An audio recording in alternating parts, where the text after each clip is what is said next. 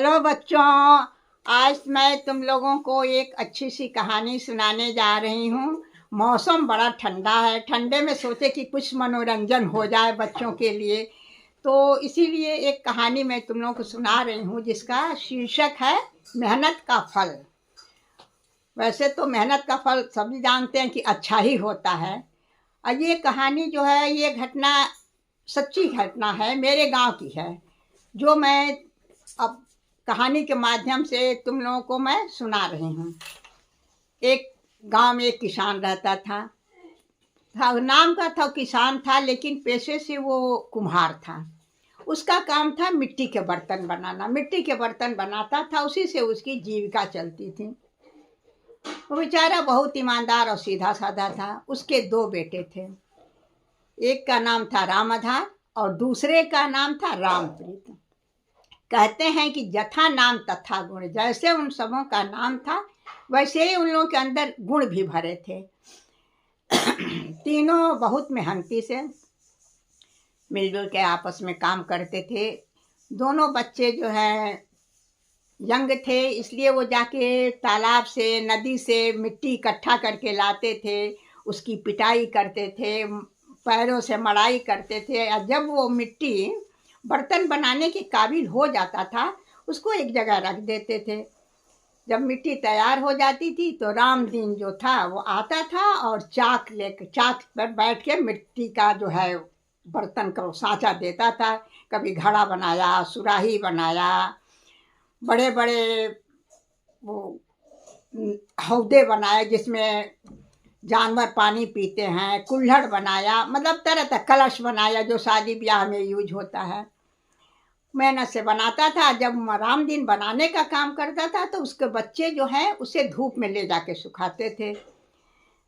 ये प्रोसीजर 2-3 दिन तक चलता था। जब बर्तन सूख जाते थे अच्छी तरह से, तो राम दिन जो है अपने बच्चों के साथ मिलकर, एक आवा होता है बेटा, बच्चों कुम्हार का आवा जिसको बोलते हैं, उसमें उस बर्तन को बड़े सलीके से रखते थे कि ताकि कोई बर्तन टूटे नहीं।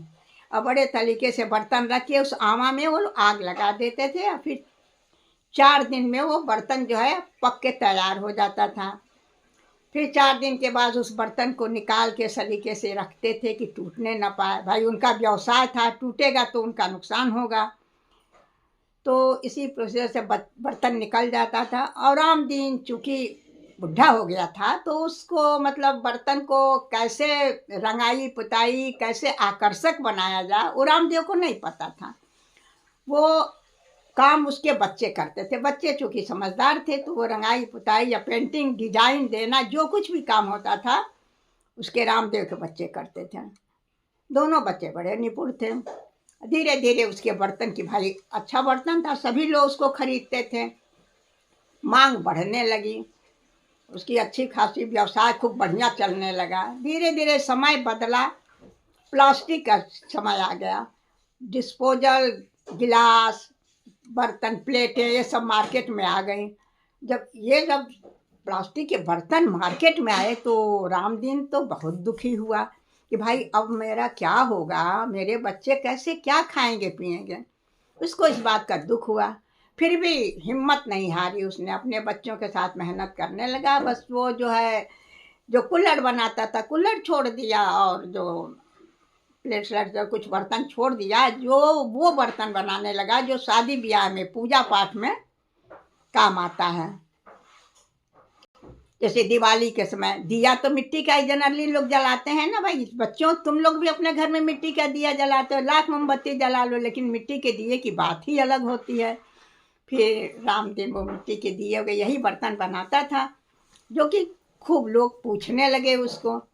उसकी अब डिमांड होने लगी। भाई फिर तो पहले तो ये बच्चे जाके दूर गांव में बर्तन बेचते थे, अब इन लोगों को जाना नहीं पड़ता था, क्योंकि जब डिस्पोजल का जमाना आया तो भाई कुछ लोग वो करते थे, लेकिन जो कुछ खास खास लोग थे यही बर्तन यूज करते थे मिट्टी के।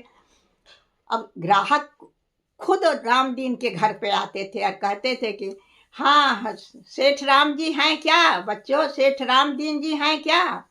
तो भाई नाते पोते बच्चे उनके निकलते थे, हाँ हाँ हाँ बाबा जी घर पे हैं।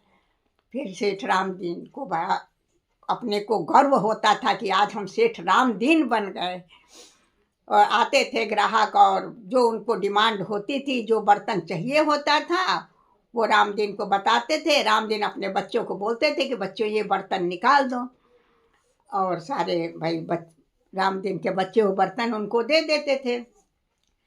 उस बर्तन के एवज में भाई उन दिनों तो पैसे का रिवाज नहीं था, तो अनाज रामदीन को मिलता था। कोई चावल देता था, कोई गेहूं देता था, और उसी से वो लोग एक दूसरे का विनिमय करते थे। मैंने अपना चावल दे करके चीनी खरीद लेते थे, गुड़ खरीद लेते थे, तो इस तरह से गेहूं दे के खरीद लिए। धीरे धीरे तो भाई अब जमाना बदला, पैसे भी वो होने लगे।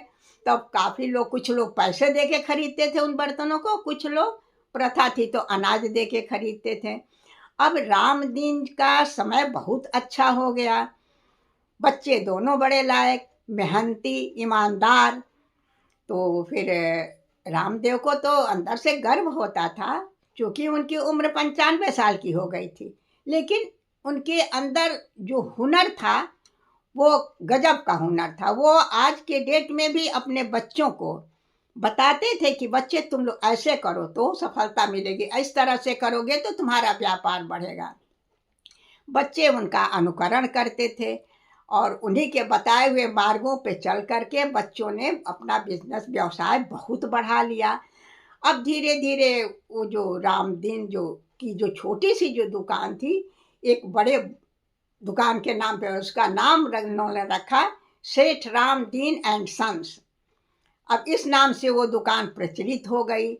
अब रामदेव को तो भाई खुशी होती ही थी कि भाई आज हमारे बच्चों ने हम लोगों की मेहनत रंग लाई है।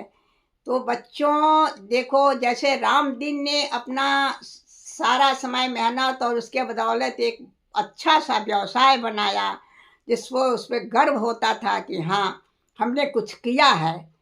तो बच्चों, इस कहानी से हमें क्या सीख मिलती है? अब बताओ, तुम लोग बताओ क्या सीख मिलती है? मेहनत का फल हमेशा मीठा होता है, मेहनत का फल कभी खराब नहीं होता। इसलिए बच्चों मेहनत करनी चाहिए, मेहनत से घबराना चाहिए नहीं चाहिए। चल बच्चों, बाय। कहानी कैसी लगी बताना, फिर अगली बार फिर बताएंगे तुमको कहानी।